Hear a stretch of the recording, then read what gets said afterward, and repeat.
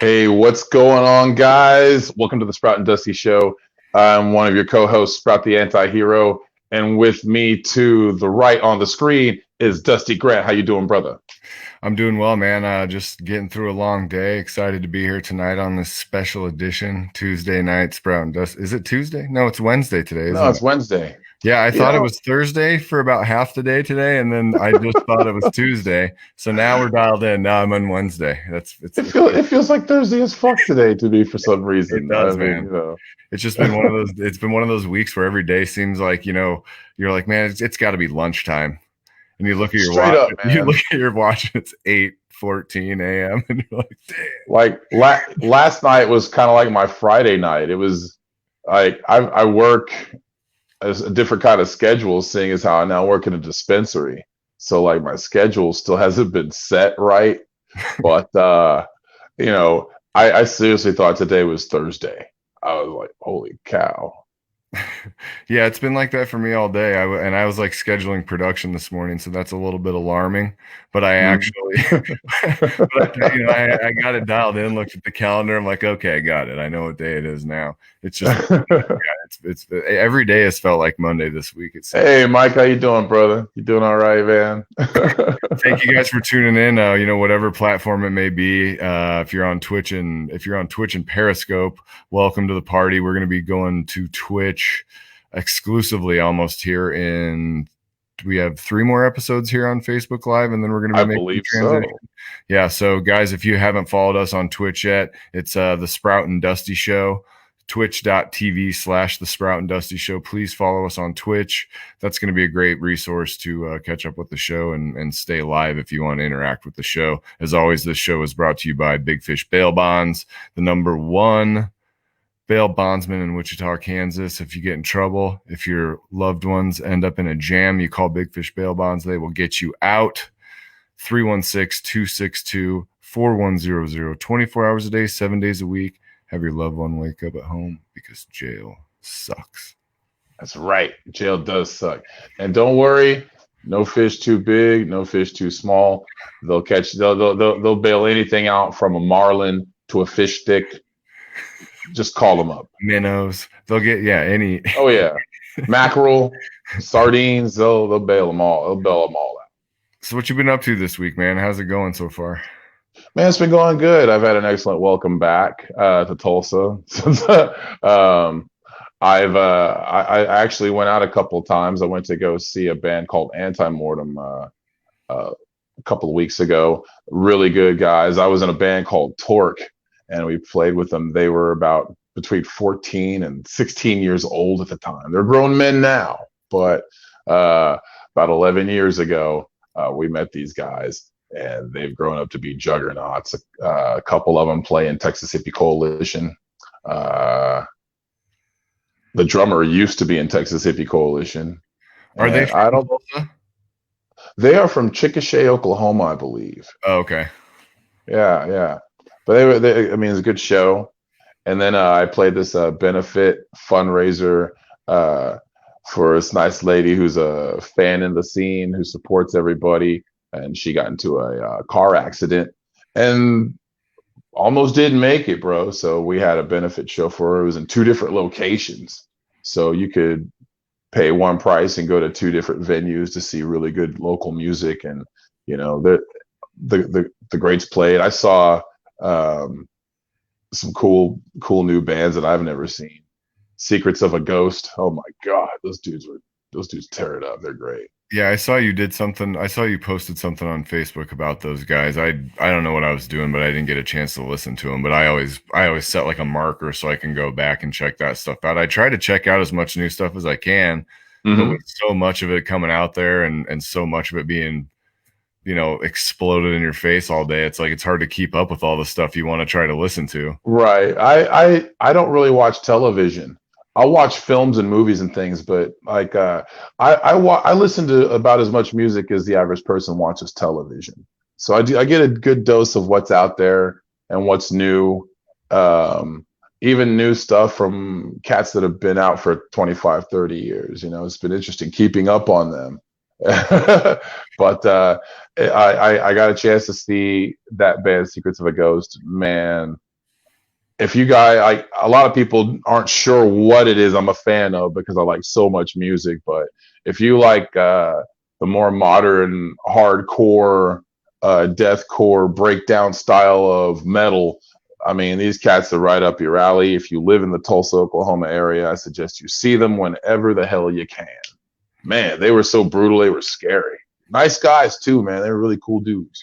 That's usually how it works. You see this band that is just like, I went and saw Napalm Death in Kansas City. Gosh, it was probably Yeah.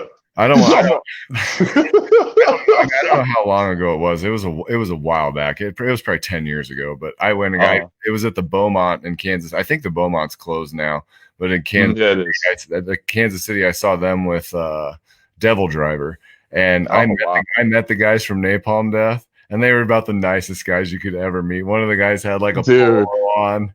I mean, they were just they were the nicest guys you could ever meet. It's just shocking to watch them play the music they play, and then you meet them like, "Hey, man, how you doing?" You know, they were just super nice guys. My roots in music are in hardcore punk, American hardcore punk. So it's like listening to a band that was influenced directly from, Black Flag and Dead Kennedys and, Minor Threat, those bands, to come out and basically help start grindcore. Holy cow. I mean, it's that stuff on steroids. Right. And I've seen a million bands that play fast, but none of them have that precision and that tightness like Napalm Death. I mean, that's just years of playing with the same guys and, just working at it, dude. There's just something beautiful about metal music done, And they pull, I mean, the great thing about that is sometimes you do see metal bands that are super technical and you see them live and they're good, but they don't quite pull it off with the precision. Well, when I saw Napalm Death, man, they were freaking on point. I mean, it was just everything was tight as can be, and it was just they sounded amazing. It was a great show, and just seeing how nice they were just blew my mind. Blew my freaking mind.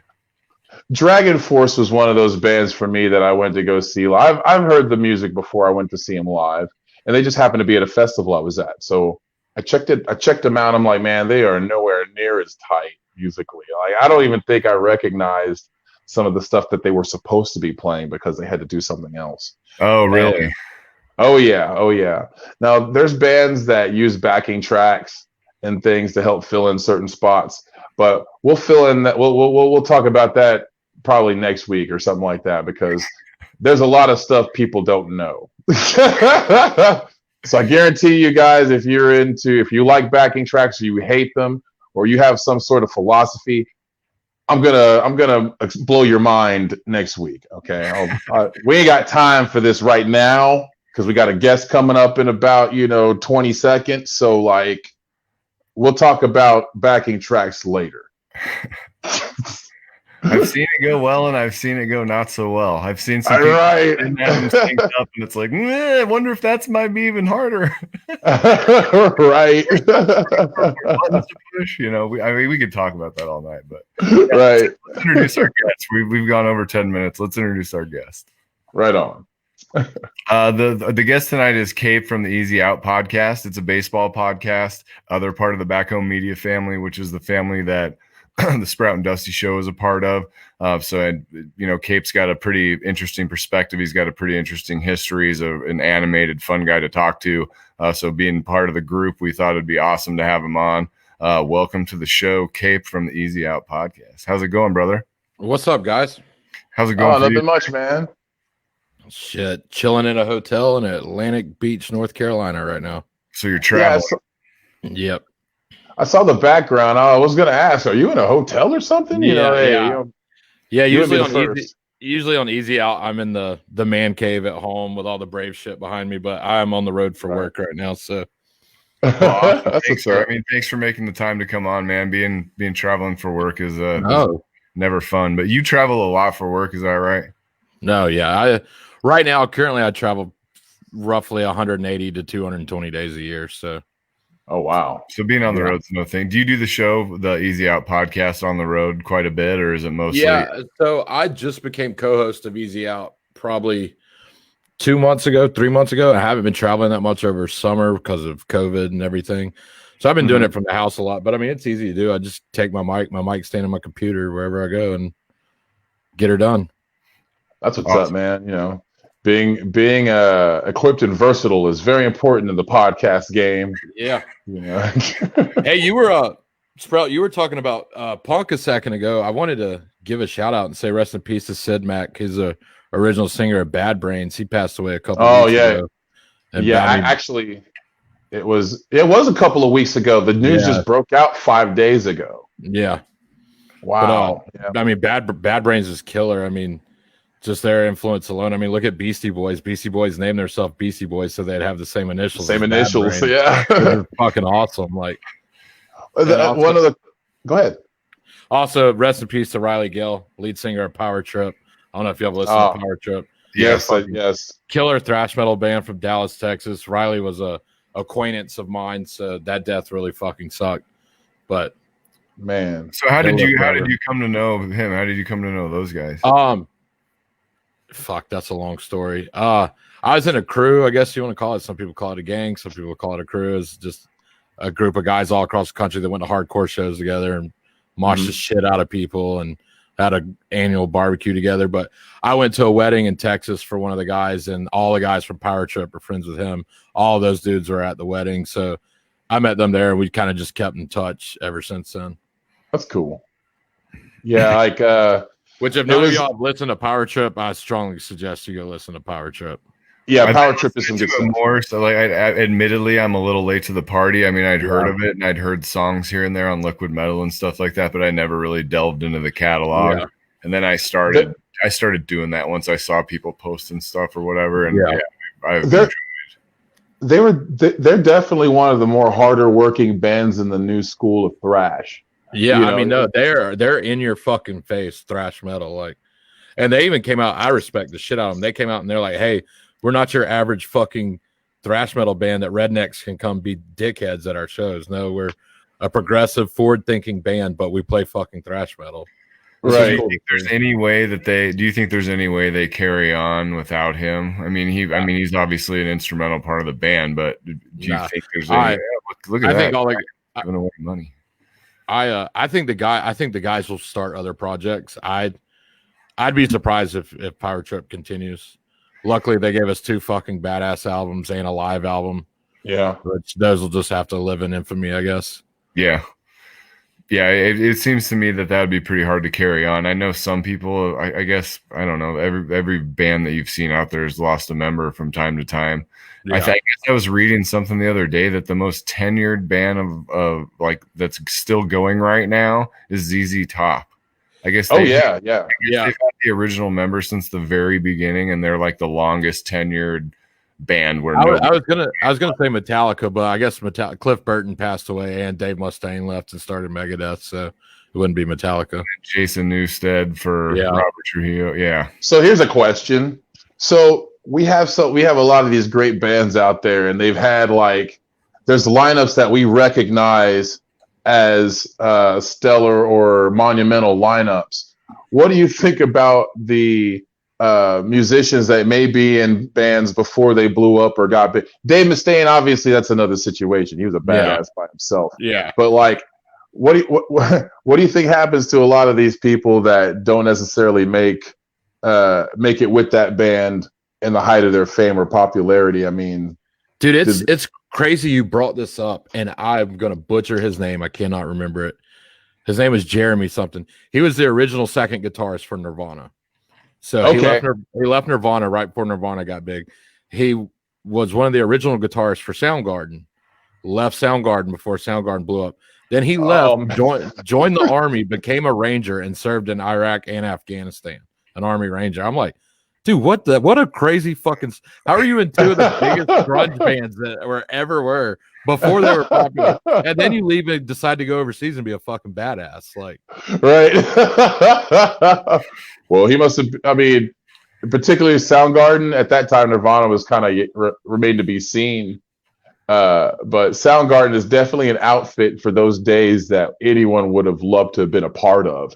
Oh, that whole 90s grunge scene is just fucking awesome. Like, I'd give anything to go live in Seattle in the 90s for like 2 or 3 years. Like, I would have loved to have been a fly on the wall. I did see documentaries. There's this one in particular called Hype, and it was more so about Sub Pop as a record label and how they helped spread grunge than it was about grunge in general. Yeah. But there were a lot of these bands that were around then at the time, like Skin Yard and Seaweed and Gas Huffer. They're all sitting there. Like one of the biggest bands that was influential to grunge that people don't even know is Mother Love Bone. Oh yeah. The lead singer Mother Love Bone passes away. Well, Chris Cornell decides to start Temple of the Dog as a tribute band to him, and then Temple of the Dog turns into fucking Pearl Jam. So right, minus Chris Cornell. Minus Chris Cornell. Chris Cornell, they literally said, "This guy's better. Eddie Vedder's better for this than I am. I'm going to quit singing for Temple of the Dog and let Eddie Vedder do it." And then they turned that into Pearl Jam, which is a killer fucking band. So, personally, I think they should have left their name to Mookie Blaylock. But yeah, that's dope. Anybody know who Mookie Blaylock was? I mean, I remember Mookie Blaylock. Yeah. I remember old NBA players weirdly. Mookie was dope, man. We were doing trivia. Where I was at my parents over, a couple of weeks ago on vacation. We were doing trivia, and it is, I can't remember anything important. Oh, there's a doctor's appointment for your son this day at 1:30. In one ear, out the other. I can't remember a day. I need to know who the actor is in a 1987 sitcom that went 2 seasons. I can call that stuff up, and my dad. Dude, I'm the same fucking way. If it's an appointment or anything important, I have to put it in my calendar or my phone, or I will not fucking remember it. Same. Right. My wife will be like, "You remember we have the appointment tomorrow?" And I'm looking at my phone. I'm like, "Yep, I got it." And then I go to work, and I'm like, "Okay, I already took it off." But I don't even recall. I don't know why, but my brain retains stupid things like lyrics to 80s songs and actors and weird. My brain is full of pointless information. Seriously, you could ask me who the starting fullback was for the Tampa Bay Buccaneers in 2001. I could tell you that, but I can barely tell you my fucking social security number. So. Was it Moose Johnston? Did he go from Mike Alstott? Mike Alstott, yeah. Mike Alcott, got you. The biggest brick shithouse white dude that's ever played in the NFL. And he even played tailback some.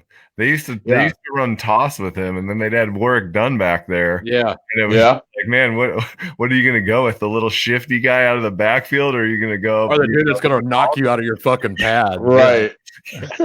I probably would have faked an ankle injury or something if I was like a D tackle or a middle linebacker playing against Alstott, and I'd be like, I'm good. I'm like, hey, coach, I'm coming out for a player too. Yeah. Need a breather. Like, yeah. Been trucking me all game. So you're obviously a huge baseball fan. Why don't you talk about the podcast a little bit, man? Yeah, so I'm the co-host of Easy Out Podcast with Sarah Rogers. She's the host. I am the co-host. We go live. If you're watching, hi, Sarah. Yeah, I think Sarah is watching right now. Okay. We go live every Thursday night at 10 o'clock Eastern time on same as y'all, Twitch, Facebook, YouTube, pretty much wherever you can find a live show except cable television. Right. Me and Sarah are both big Atlanta Braves fans, but our podcast is not a Braves podcast. We cover all of baseball, so okay, fun. Is it mostly just? I mean, I know you guys chop it up about some random stuff because I listened today to the most. I think it was the most recent episode, but it's mostly baseball. And you guys, did you play? I mean, you seem to know a lot about like pitching and the mechanics and statistics. Yeah, I started playing t-ball in kindergarten, and I dropped out of high school my junior year of high school, and I played all the way up until then. So yeah, I had never played college ball or minor league ball or any of that, but baseball never left me. Like when I quit playing, it didn't leave me. I kept following minor league and major league baseball, and it's really funny. Baseball and metal, those are two things that have been constant in my life the longest. So. For real, that's what's up. Like go ahead, sorry.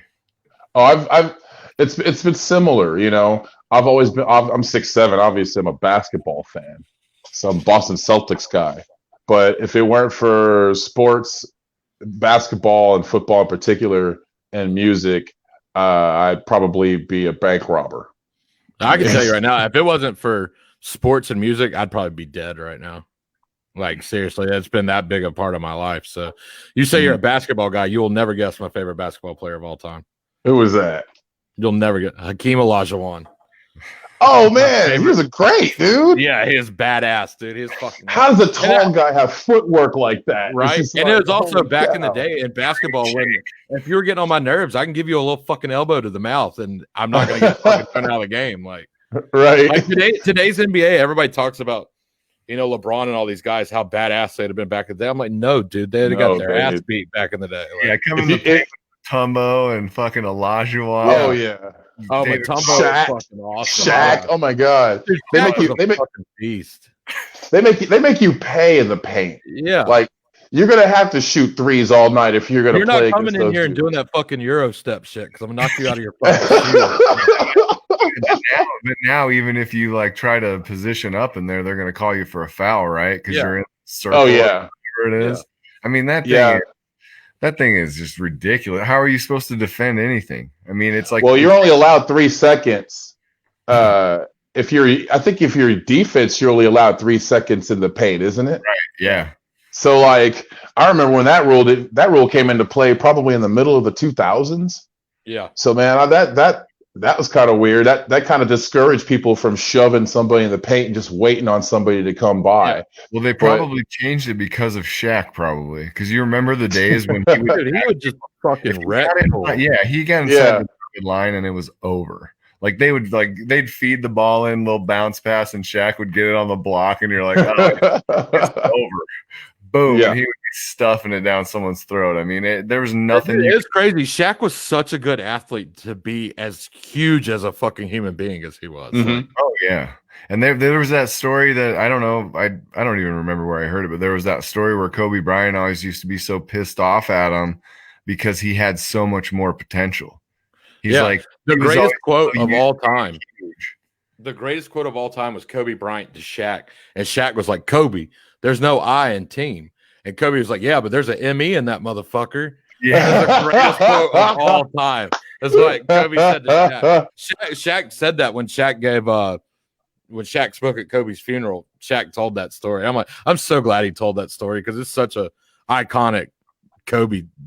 Kobe. Yeah. Quote. Well, and it's like he probably knew at that time. He's like, if this guy actually put forth the effort, or 75% of the effort that the players are putting in, he'd be the most dominant player in the history of the friggin' world. You know, he'd score 88 games. I remember in the last year, of course, I love Charles Barkley, but I hate him too, and that's all right. But Charles Barkley, he liked to get on people's nerves sometimes, and a lot of the times he makes sense. But he was talking about how LeBron James whines all the time, in relation to how he's comparing with Jordan and where he should be in his career. And LeBron, for the first time in his career at that point, had always really kept quiet at his critics to a degree to where he wasn't distracted by it. But he basically straight up told Troy, like, look, I'm not you. I've got championships. I wasn't going to go out and get wasted the night before a finals, a game 7. I was, he was out busy gambling and getting fat and couldn't maintain his weight. He really ripped into Charles Barkley. Yeah. Speaking of getting drunk, cow. Did you watch the ESPN special, The Last Dance, about Michael Jordan? Yes, it was great. The whole thing where they were in the fucking finals and he had to go to Dennis Rodman's hotel room and get him out of the hotel room with Carmen Electra like the morning of a final. Like, bro, Dennis Rodman was fucking crazy. Like he still is. Like I remember being a kid and like seeing Dennis Rodman and being like, dude, fuck yeah, I want to color my hair different colors. I want fucking I did, It looks badass. And then fucking 20 years later, I'm covered in fucking tattoos and I've dyed my hair all these colors. Like, dude, that dude's off. I've got a fucking 90s Bulls Dennis Rodman jersey hanging up in my closet. We're watching the games and my dad's like, no, don't even say it. No. Me with that shit. No. Born and raised in the South, I'd be like, dude, my dad's like, we're not watching the Bulls. I don't want you watching Dennis Rodman. I'm like, come to my room and watch that shit. Well, Dennis Rodman's from Oklahoma, Is he really? I didn't know that. Yes, he got drafted from some northeastern Oklahoma college somewhere. What was it like to play against him at that college? because you're like some NAIA college and you're trying to guard Dennis Rodman. Yeah. You're trying to keep him out from getting rebounds. Like, what are you going to do to that guy? Nothing. I mean, well, when Dennis Rodman got drafted, he went straight to Detroit. So that answers that question. You join a team with other brutes and goons like him. I mean, Notorious, just one of the baddest ass teams that ever played. And hated the fucking Bulls. Hated them. Oh, Detroit fans still hate the Bulls. Yeah. They still hate the Bulls. And okay, so let's say Michael Jordan's story about facing the Pistons for the first time in a playoff game is beautiful because he said while he had skills, he was not physically strong enough to take Bill Laimbeer's elbows. He was not strong enough to take Bill Laimbeer's shoves. He was, hey, what's up, Sarah? Like, he was just not strong enough. So, hey, what's going on, sis? That's my sister, Lindsay. What's going on? What's up, sis? What's up, sis? He goes to the gym every day of the off season and beefs up as much as he can just to face the Pistons because he knew that's who he had to get through. Yeah. Man, but the Pistons are still straight knock you on your ass. Yeah, they're brawlers, dude. Because it was Isaiah Thomas, Bill Laimbeer, Rodman.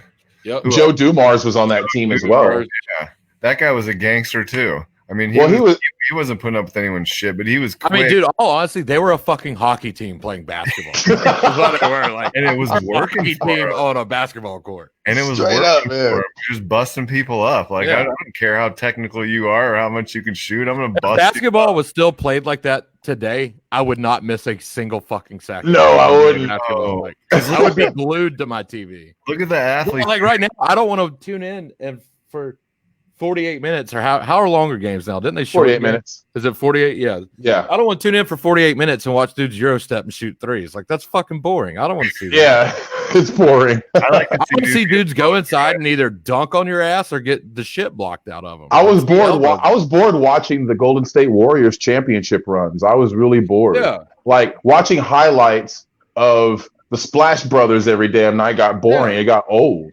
to me. I'm like, bro, I mean, I can't shoot a 3-pointer at the level y'all do, but I can go in my driveway and shoot a fucking basketball from fucking 30 feet. I can't go in the paint and dunk on someone that's fucking 7 foot tall. I can't do that. No. You know? Yeah, it's just crazy because you like when they show those guys in warm-ups, they're just shooting from 30 feet, just dropping them. Yeah. One after it's the most relaxed posture ever. Yeah, it's like like Damian Lillard crosses the half court line, and if he's anywhere across half court and you can guard him, he's draining shit on Euro step.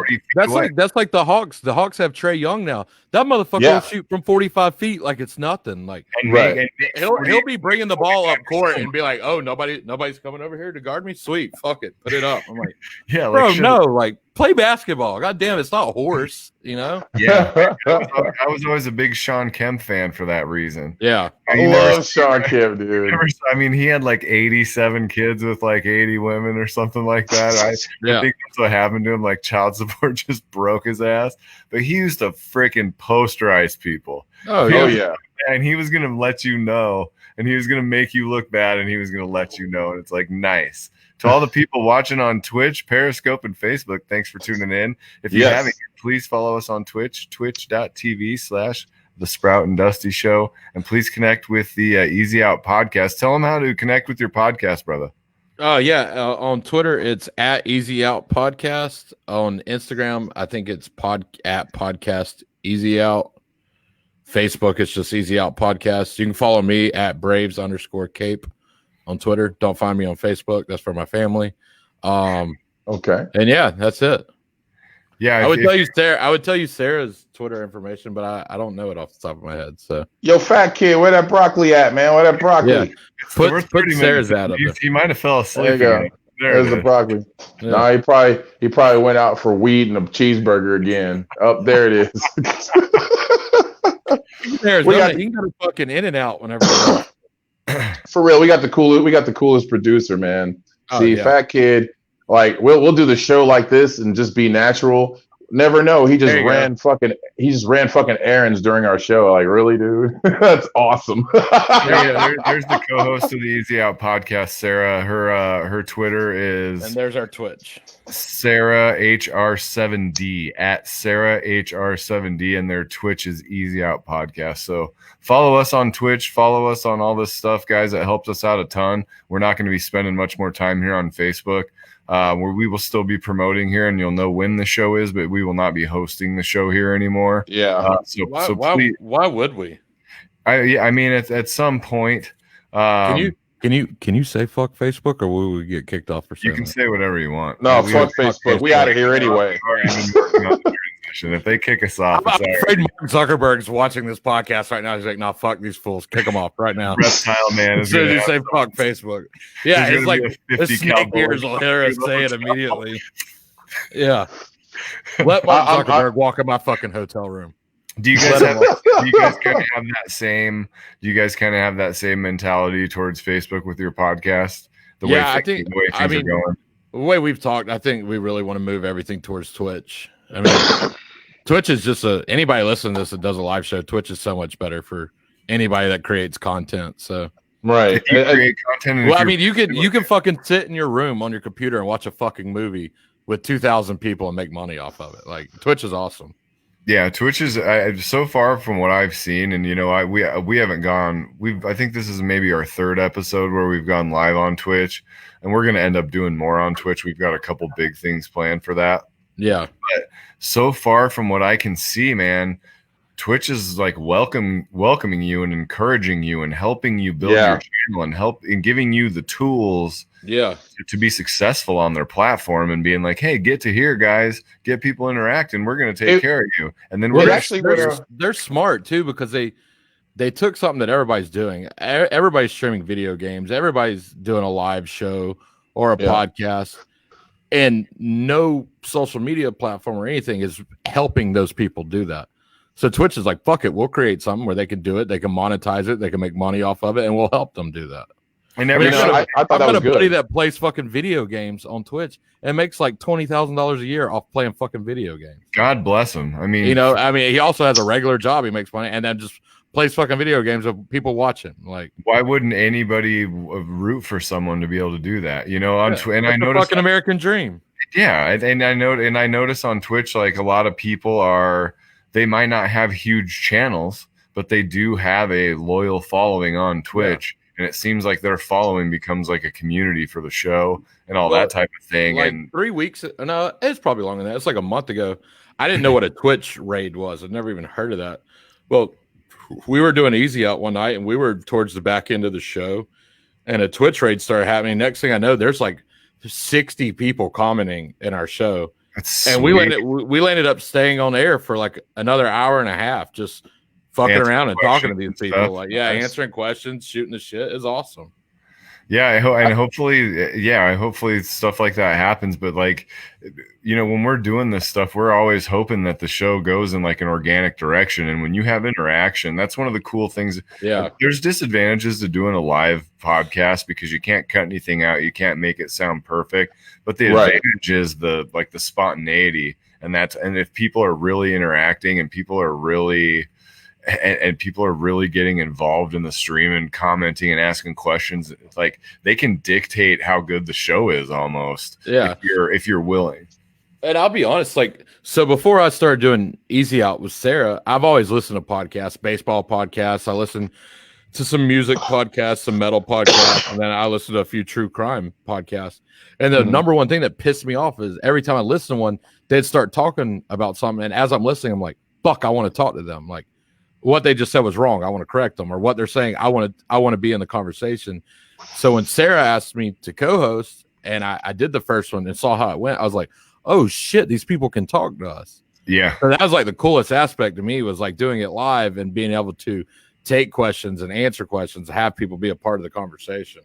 And even have a little educational section to it. You know what I'm saying? Like, everybody in that atmosphere is actually learning together. Yeah. So that's cool. Well, if there's anything that this country could fucking benefit from, it's people talking more to each other too. So having people talk. Yeah. Sorry. Should I drop my mic real quick? Or yeah, I mean, it is baffling that like what we're being offered right now is the best that we can do.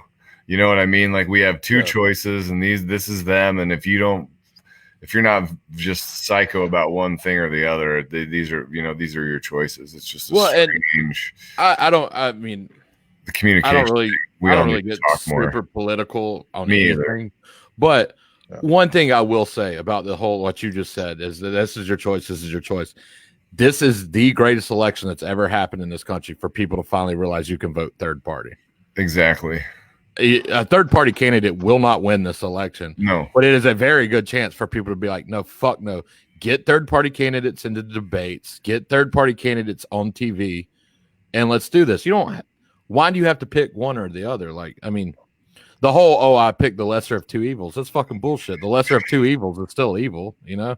Yeah, I honestly feel like it's just both sides are kind of doing the same thing to you with a different uniform on, or like a different gloss or a different image or whatever they're trying to do. But I feel like they're all trying to do the same thing. It's just this weird feeling. I don't know. I'm not digging it. Not digging it this year. No.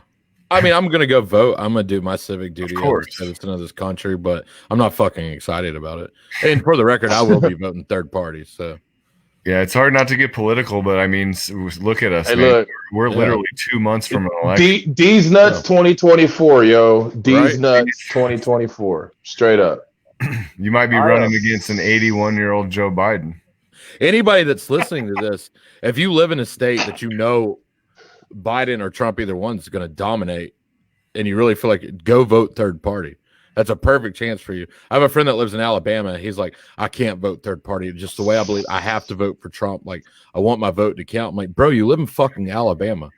Trump will win that state by 90%. Like, you live in fucking vote third party. That's a chance for your voice to actually be heard, you know? Man, that ass 2020. Yeah. That ass. That's a campaign I can get behind. I'm voting that ass 2020. Chuck, I ain't never met an ass I couldn't get behind. So that's what's up, dude. I'm right. If my fiance's listening to this, I was kidding, baby. that was a joke. When are you getting married? How far out? Do you have a date set, or it's probably pretty hard to plan now? So our relationships, you know, she got pregnant. We had a child. After she got pregnant, I proposed. The plan was to get married this fall. Well, yeah. China released a virus on this country or on the world called COVID. It just fucked everything up. So now we're not getting married this fall. We're buying a house at the beginning of the year next. I don't know. We might just go to the fucking courthouse, say fuck it, and then go to the Bahamas for a week. I don't know. I mean, that's the way to do it, though. If you think about it, man. we have a child. We live together right now. We're buying a house. I mean, we're married right now. I mean, for real. I don't have a ring on my finger. We don't have a piece of paper. Away from the bullshit and just go chill you two somewhere. Yeah. Right. I mean, that'd be a good honey, but I mean, you got to celebrate with all your family and friends, right? You got. Yeah, that's the shitty part. Is we want to have a wedding and then have a reception where we all get shit house drunk and dance our ass off to music all night. So but a fucking wedding costs like $20 grand, $10 grand. I'm like, bro, fuck. I can't finance that and then also fucking buy a house next year. So my second wedding only cost $400, marriage license included. Right? we ate chicken wings and fucking like barbecued meatballs and that's a my keg kind of beer wedding right there. For real, bro. We got married in one of her friends' houses in her backyard or whatever, in the living room and stuff. My dad and family drove in from Wichita to hang out. There was about between 50 to 60 people. It was just small and didn't really spend that much money. And plus, my ex-wife, she didn't want to buy some big expensive wedding gown. I mean, hell, we're both on our whatever number of marriage at that point. So it's like, let's keep it cheap. Right? Oh man, we had a big party, and I made the mistake of just doing an open bar, and it was at the Hyatt in Wichita, and I mean, we invited people. And it was a big deal. And man, I got that bar bill and I was like, what? 17 kegs of Boulevard? I'm like, what? Damn. It's funny you said that. I did that on a cruise. For the first cruise I went on, me and an ex-girlfriend went on a cruise together. And, you know, I don't know if y'all have ever been on a cruise, but you don't use Never So been on a cruise before. You don't use your debit card to buy anything or cash to buy anything on a cruise. They give you like what's a room key for like a hotel. It's what unlocks your door to your room on the cruise ship. Well, you use that to pay for everything, right? So you really don't keep track of how much you're spending. So we go on this cruise for a week. I'm drinking the whole fucking dude. The last night they slide up like your bill under your door. Shocking. For what, bro? I looked at this bill and I'm like, this is not fucking real. And my girlfriend at the time was like, "What?" I'm like, I'm looking at our bill right now." And she's like, "We didn't spend that much money." I'm like, "Well, apparently we spent $2,300 fucking dollars on alcohol this week." Whoa! She was like, "There's no fucking way. It is line item by line item. This fucking receipt or this bill is like 7 fucking pages of writing about that big." Whoa, every dude! and like the date and everything. I looked like the first day we're on it. I was like, there is no way I had 18 Johnny Walkers the first night we were on this ship. She's like, I don't know. You're pretty fucked up the first night we were here. And I'm like, holy fuck. So I went to like pay for it. I tried to pull the whole Kevin Hart skit, like, to see the way my savings and my checking set up. Like, they didn't fall for it. I had to pay for that shit. It sucked. Yeah, they've seen that act before. Luckily, I ran a gamblet on their fucking casino while I was there. I won a pretty good amount of money in the casino. So yeah, dude, like, all cruise ships have casinos. Yes. Oh I yeah, think bro. That would be a really terrible place for me to be. Oh, Yeah, it's fucking awesome, especially when you do like the days at sea where you don't port, you're just in the ocean the whole day. Like, bro, you can lose track of time real fucking fast in a cruise ship casino. I can lose track of time in an office. So if I was on a ship, I would have no idea.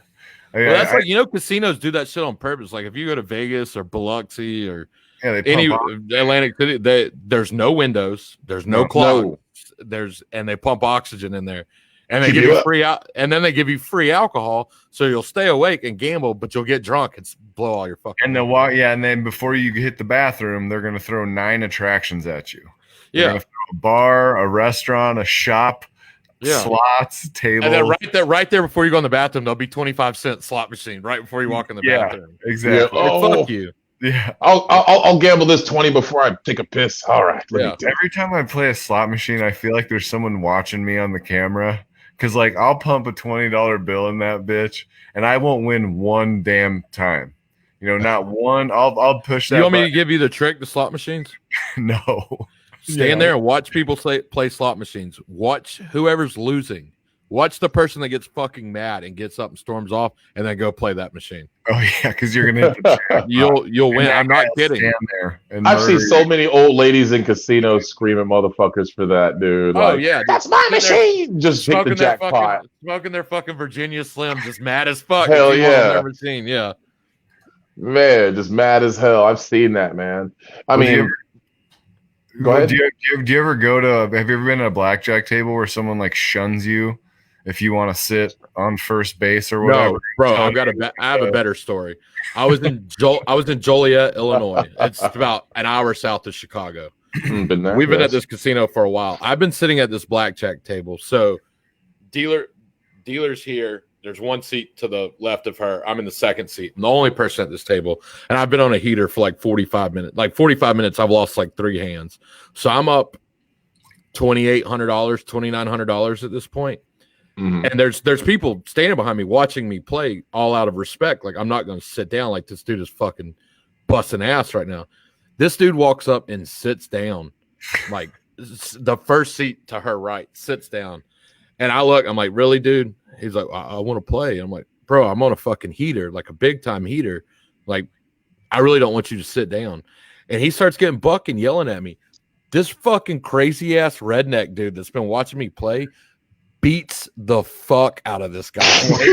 Just walks up and punches him, and they start fighting. I'm like, chivalry is not. I'm like, dead. I don't know it's what the not dead, bro. I don't know what the fuck's going on, but I'm pretty sure God's telling me to take all these chips and go cash them out and go the fuck to the hotel right now. That's what I did. They were fighting, like they were still fighting. I picked up all my chips, walked past them fighting, went and cashed them out, and went home.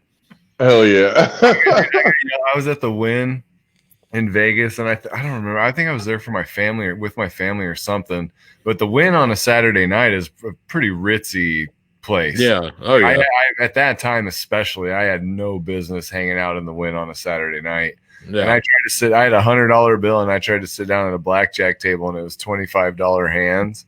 And there was a lady that had like huge towers of shit that was like colors I'd never seen at a casino before. They probably had like 20 or 25 grand. I tried to hand the dealer, and I was just not trying to be a dick or nothing, just ignorant. I got $100. I'm gonna walk up to this table and play.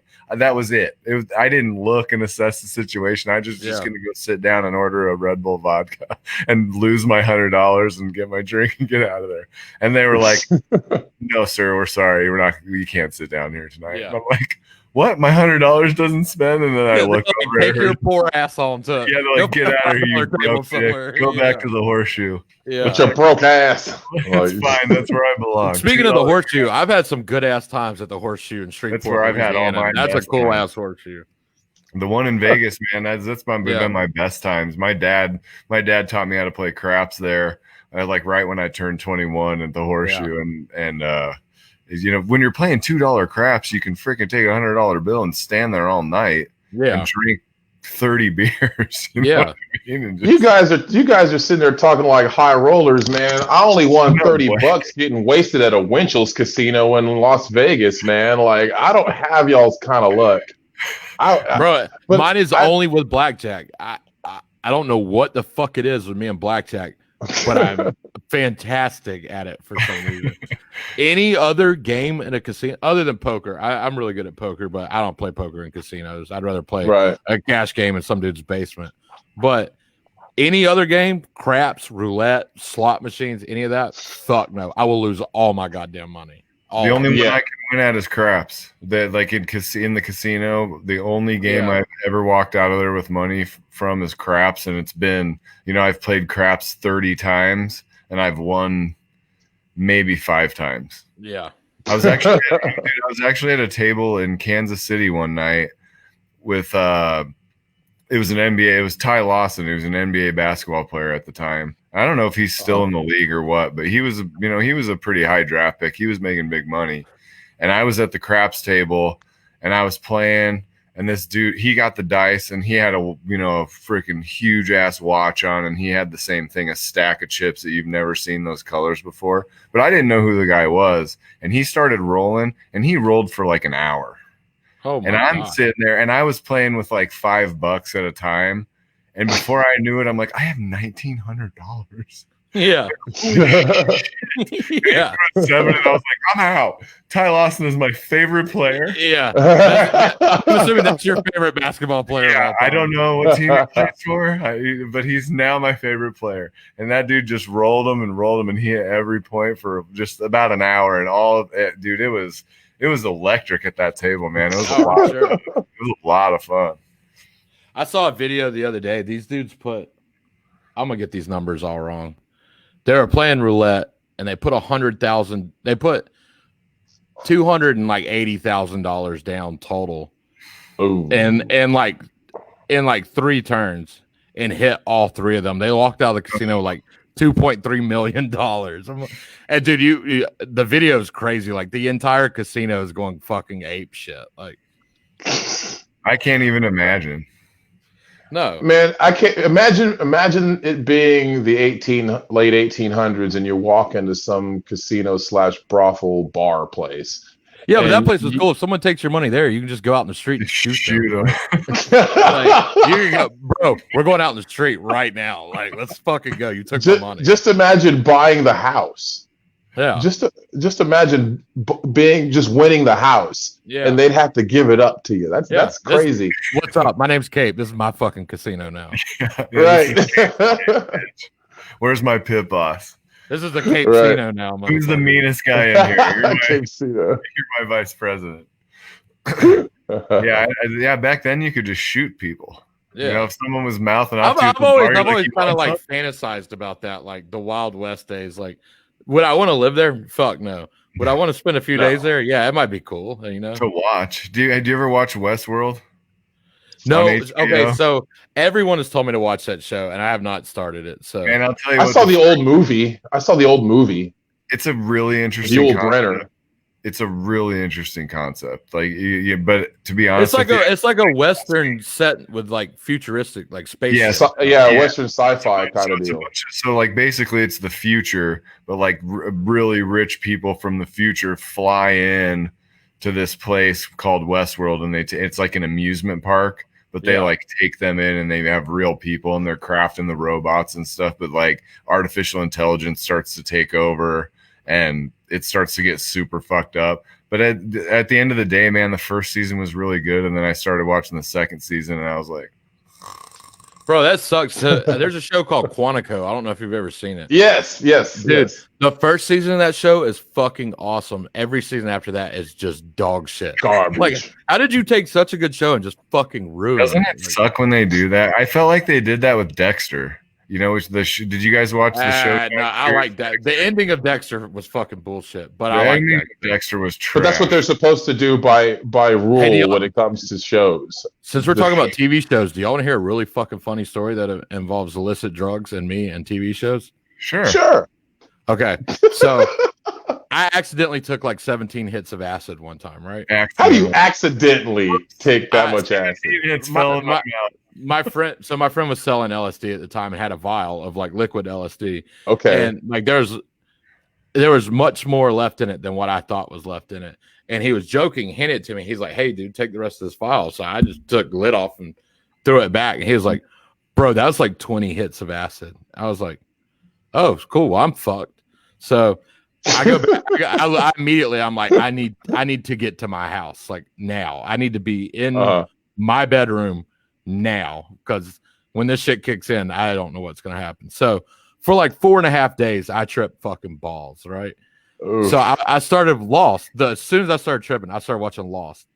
I watched every season of Lost while I was tripping, except the last season. And to this day, I've still never seen the last season of Lost. Fucking clue. 17 more hits of acid to watch the final season. Absolutely no clue how that show ended. It's but I watched. Fair. Was there is there 6 seasons? I watched all 5 seasons, never watched the last season. So take like 6 hits of acid and watch the last season. Right. So I watched the entire first season of Lost, and then I watched the first 4 or 5 episodes of the second season, and because I had a job at that time that required me to be gone that night of the week, I missed 2 episodes, and when I came back to it, I was completely fucking lost. Yeah, literally. It's like dude, it was so funny. That's how weird that show is. I was tripping so hard. Like the people, my roommates at the time, were like literally like weren't even asking me. They were just going and getting food and bringing it to me because they're like, "Dude, you have to eat." I'm like, "No, I'm good. I don't want to eat." So they'd like go get me McDonald's, and like they would come in. I'd be sitting on like the corner of my bed like this, just staring at the TV. Like, it was fucking ridiculous. That was the last time I've ever done that. I cannot imagine how paranoid I would get. They are trash. Just knowing that I took 17 hits of acid. Bro, for 4.5 days, I was in my bedroom or pissing in the bathroom. That was literally right next to my bedroom. That's the only place I went for like 4.5 days. Not pleasant at all. There were times when it was very pleasant. There were times when I was like, all right, this is it. God has decided that I am coming home today. Like, I'm going to go pack my bags and I'm going to heaven today. Or I might get up there and he might be mad as hell and send me to hell. But I'm leaving today. And finally, like I finally came out of it. I slept for like 30-something hours. Like it was crazy. Yeah, your brain probably needed a little bit of a breather after that. And so that scared the fuck out of me. I didn't do LSD for like 4 years after that. And then I've only done it 5 times. All my trips were bad. Are they really? The last time, let's just fucking tell all the stories. The last time I did it, I took 11 days off from work. And my stupid ass, the last day of my vacation was 4th of July, right? Mm-hmm. My dumb ass didn't take the day after it off as well. So I had to go back to work the day after 4th of July. Well, it's 9:30, 10 o'clock at night. I'm at this fucking huge pool party for 4th of July. I'm sitting in this hot tub, and this dude's like, "Hey, bro, you want to do some acid?" I'm like, "Fuck it. I think it's been long enough. Fuck it. Let's do it." So he gives me like 4 hits of paper, put it in my tongue. I'm like, "All right, fuck yeah, this is awesome." I'm vibing at the party. Like I'm tripping, but having a good time. I go home, actually go to sleep, wake up the next morning. Like I got to go to work. Bro, I had like 8 panic attacks in traffic on the way to work that morning. Like, I'm like, bro, why am I tripping so much harder right now than I was 10 hours ago? Right. I walked into work, logged into my computer. My boss walked up and was like, hey, man, how was your vacation? I literally look at my boss and go, hey, man, I can't do this. I love you. Bye. Turned my computer off, walked off, got back in my car, and drove back home. And he called me on the way home, and he's like, what's wrong, dude? I was like, man, I just got some family stuff going on. I had a really bad week. I was like, today's Friday. I'll be back Monday. I promise I'll be there Monday. And he was cool with it. But I mean, I wasn't about to be like, hey, bro, I dosed 6 hits of acid like fucking no shit. Like 11 hours ago. So yeah, you can't really tell him that. The sympathy levels are going to be pretty low if you're like, I probably could have. This boss at the time, like this was a corporate job, but my boss at the time got kicked out of pharmaceutical school for stealing fucking pills while I was in pharmaceutical school. So I probably could have told him. So tempting. Can you imagine? Like, what's this one do? I'm going to try this one. Oh, man. We'd like to remind everybody that we're phasing out our Facebook streaming and primarily going through Twitch here pretty soon. So we'd like you guys to follow us on Twitch at twitch.tv/thesproutanddustyshow. And for y'all Twitter users, we're on Periscope at pscp.tv/sproutanddusty/follow. So hit us up on those 2 platforms. We'd love to see you. I hope you guys are watching now. If y'all out there in those platforms, what's up? So yeah, it's imperative that you guys follow us over there because the live interaction is important for the show. You know, of course, you can always catch the episodes on YouTube and Spotify after the fact, but you can't really submit your questions and stuff and interact. And it's kind of fun to interact with shows. So please interact with us there, guys. This show is brought to you by The Sprout. The Sprout and Dusty Show is brought to you by Big Fish Bail Bonds, the #1 bail bondsman in Wichita, Kansas. If you find yourself in trouble, please call them 316-262-4100, 24 hours a day, 7 days a week. Have the loved ones wake up at home. Big Fish Bail Bonds, because jail sucks. They've been a great sponsor for us. And we thank you guys for tuning in. Please share. Thank you, Pat. All that good stuff. Yeah. What are some of the bands? Yeah, so you've toured with bands, Cape. Why don't you tell us about that? How'd you get into that? All right. So I told y'all before we started the show I was going to tell y'all a story. Go ahead. A bunch of my friends have always been in like metal bands. They were in a band called Chain Stokes, as a local Atlanta band. That band turned into Woe Is Me. And then Woe Is Me got huge. They toured Europe, Japan, fucking Australia. They've toured all over the world. That band's broken up. But the first tour we ever did, it was with Chain Stokes. And like they were so excited to tour. Like 3 of us that were just friends of the band, they're like, hey, do y'all want to? We got a 15-passenger van and a trailer full of our shit. Do you want to go with us? I'm like, yeah, fuck yeah. It was like an 8-show tour, is Georgia, Alabama, and Florida. Well, like the 4th night of the tour, we get to Palm Springs, Florida, like West Palm Beach, that area. No, it's Pompano Beach is where we were playing. And the bass player of the band's like, hey, the guy that promoted the show is going to meet us at the venue. We're getting there kind of early. He's going to take us to lunch. Do we get there? This motherfucker is 60 years old, bald. His name's Frank. I'll never forget this dude in my life. He also drives like a 15-passenger van. And our entire band, like the picture of the band I'm on tour with, he has had the van vinyl wrapped. Like, so, like, we're in a fucking nothing band that's got like 3,000 friends on fucking MySpace at the time, like plastered over this dude's van. We're like, all right, fuck, this will be cool. Well, this venue holds like 500 people. It's a small venue. So, like, we sound check and everything. We go out back behind the venue to, you know, hang out at the van, just drink, smoke weed, hang out. Do we walk back into play? There's like 850 fucking people in this venue. We're like, sweet. What the fuck is going on?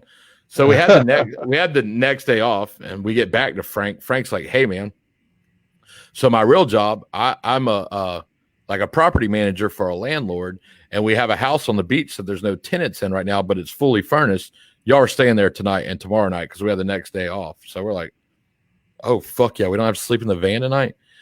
So we leave the show, drive to the house. Half the motherfuckers that were at the show are already at this house that we were at.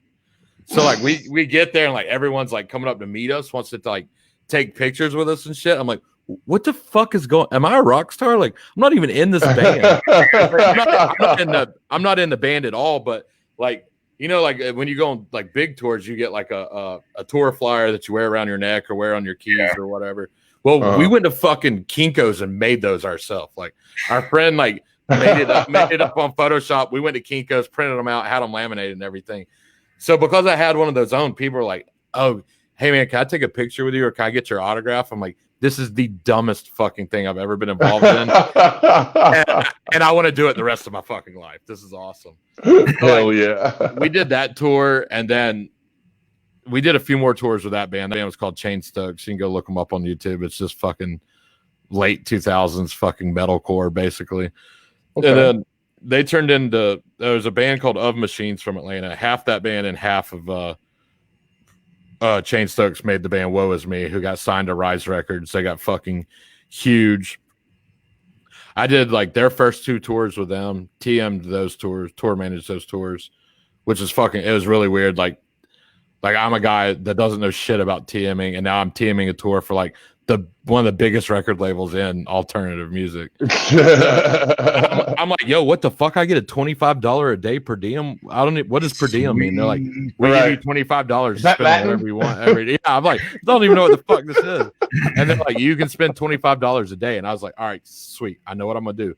I'm gonna go to Subway. I'm gonna get a $5 footlong. I'll eat half of it for lunch, half of it for dinner, and the other $20 I'm gonna spend on liquor or beer the rest of the day. Like, so that's what I did like every day on that tour. And then I don't know if anybody listening knows who Attila is. Attila's fucking huge. Attila's from Gwinnett County, right where I'm from. I've been friends with him for a long time. Chris Franzak was on Made on MTV. I'm sure everybody remembers that. I'm actually in that episode. He plays a show in my friend's basement on there. They got big. I did a few tours with them, and then it kind of just phased out. I'm like, bro, I am a raging fucking alcoholic that's in a different city every night. I should probably find a real job and like keep my ass grounded for a little bit. So that's like the whole deal with me. But I mean, I've always been a huge, like, I wouldn't say integral part, but a huge part of the Atlanta metal and hardcore scene. I've always booked shows, promoted shows, was at shows. So yeah, the older you get, the lifestyle, it probably gets a little harder. I haven't been out for like super long runs, but I can only imagine if you're out like some of those big bands when they're out doing 3-4 month runs where they're playing. The longest I did was like 38 days, and even that is like, that's bro, I've been fucked up for 38 days. Like, it was cool though. You meet all kinds of people. You get yourself into all kinds of situations. You get to party with a lot of people. It's cool. It's definitely a lifestyle. It makes you wonder, like bands like Motley Crue and like these bands that were notorious for doing this every day for years. I'm like, how they're still alive. How are you alive? Like, and they were doing like shit that I would never in a million years do. Like, I'm not doing heroin. I'm not doing meth. Like, I'm not doing any of that. Right. Those dudes were doing that like every day. Like, I'm like, fuck that. Some genetic specimen, like guys like guys like Keith Richards. Like, you read his biography, and he was developed in a test tube in a rock and roll science lab. Yeah, for real. They had him on a radio show, and he's like, "Well, I was out till about 5 this morning, and then we came straight here." And he's like, 70. I don't know how old he is now. Is he 75? I don't know how old he is, but that's like Pantera, Dimebag Darrell, like probably the greatest metal guitarist that has ever lived and probably will ever live. Like Phil Anselmo, the lead singer of Pantera, was like, dude, Dimebag would fucking start drinking and would drink all night before the show started, would come into the green room and make me take shots. We would play the show. He'd play his fucking heart out perfectly, would get done, would drink till like 5 o'clock in the morning, go to sleep till like lunchtime, get up and start drinking again. And did that every single day when they were on like world tours. I'm like, how? Like, and then not only do that, but to get on stage and play guitar at the level that dude played guitar, like, fucking consistently. Insane. Yeah. I'm playing a few open chords, and I have a couple Coors Lights, and I'm like, whoa, this is tough. Yeah. He's shredding.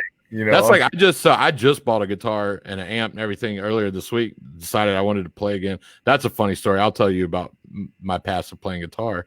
But one night I drank like 4 or 5 beers and started playing. I'm like, bro, this is fucking hard. Like, Yeah. I'm not even good when I'm sober, but right now I can't even figure out remotely what the fuck I'm trying to do. Like, right. Speaking of the guitar thing, I had some friends. I moved in with some guys that were in a hardcore band from Atlanta, and like they had band practice. That we all smoked weed, we all hung out every day. They would go in the garage and jam every fucking day. Like, even if it wasn't their shit they were playing, they'd just write stuff or play music. Right. Well, one day, like, we did shrooms. I'm like, man, I could play that fucking guitar. They're like, no, you can't. I'm like, I can play that fucking guitar. And they're like, all right, whatever. Well. So I picked it up. It sounded like dog shit. I didn't know what the fuck I was doing. But every day out for like 2 months, I'd go in the garage. Their actual guitar player would play drums. I'd play guitar, and we'd just jam. Well, it got to a point where I wrote like 6 riffs. Like, I had 6 riffs that I had made up that I could play confidently, and I could add breakdowns to them. So I wrote like 8 songs off of these 6 riffs. Like, 2 of the songs were the exact same riff. I just played them different. I either played them faster or slower. Dude, so I got like 4 friends. We made a whole band, or 3 friends, a drummer, a vocalist, and a bass player. Dude, we played 35 shows that year, and I played guitar for like 25 of them. The last 10 I did vocals, but like 5 shows in, I'm like, what the fuck? I don't know how to play guitar, and I'm a fucking guitarist in a band that like 200 people are showing up to fucking see this. Like, the last show we played, there's like 1,500 people at the show, which I was doing vocals by then, but I'm like, it was a benefit show. One of my friends' moms had cancer, and we did a big benefit show for them. A bunch of big bands from Atlanta played, and we the biggest band in Atlanta, I let them headline so we could play right before them, so everybody would still be there. I didn't want everybody to see that band and fucking leave and not walk up. Yeah, I remember in that spot where the last guy, like, man, everyone's gone. Yeah, this sucks. I remember walking out, and I'm like, holy fuck. You can't stand in this room. These motherfuckers are watching us. It was so much fun, though. Like, but still, the fact that I played like 35 shows on 6 riffs is pretty fucking good. I have that same feeling all the time, buddy. Don't worry. Nobody ever wanted me to play guitar in their band, you know. Like, well, it's funny though. Like, some of the songs, like, if people were like moshing the fuck out of each other, I'd literally just start the song over and play it like 10 times slower than I was playing it to begin with, and people would still just beat the shit out of each other. I'd play it for like 2 minutes straight. People would just beat the shit out of each other. I'm like, this is the coolest thing I've ever been involved with in my life. Oh man. Well, right on. I guess we're gonna wrap things up right now. Mr. Dusty Grant, how you doing? I'm doing well, man. Yeah, thank you guys for tuning in. Cape, thanks for coming on the show. Bro, thanks for having me. Of course, man. Yeah, dude, it's been a pleasure, dude. Absolute pleasure. We'll have to have you back. Yeah, thanks for coming on, doing the stories, telling the stories, and interacting, telling us about your show. Thank you guys for tuning in on all the different platforms. It's a little bit of a transition we're going through right now, switching some stuff around, but we will get back on track and be organized and get you all sweet guests like you're accustomed to having. Big Fish Bail Bonds, thank you for sponsoring the show. Cape, Easy Out Podcast. Tell them one more time how they can find you. Twitter at Easy Out Podcast, Twitch at Easy Out Podcast, Instagram at Podcast Easy Out, and Facebook Easy Out Podcast. Awesome. Work. Guys, connect with us. Look for the Sprout and Dusty Show. We're pretty much everywhere podcasts can be found. If you're out there listening on Spotify and you're not listening live, thank you. We love you too. We're seeing your numbers and we appreciate you. I think there's only one thing left to do. Brush your motherfucking grill before you cross the street. Yo, fat kid, drop that beat. Well, I don't think it, I thought it, that's different. I said what I said and I meant it, or lamented. Words given weight without thought in a person, the way that I talk and the way that I ought to be able to pause and to say that the fault can be placed on my arm, to display full assault, to disgrace in his arm. Pray for the day they could wait for the calm. You can't control the storm, only weather it, whether it's 5 weeks and 5 days of rain sideways, or scorched earth, search for death, or water left with all the thorns, with the petals gone, settle on the breath of autumn. If the ground fits, wear it, the crown fits.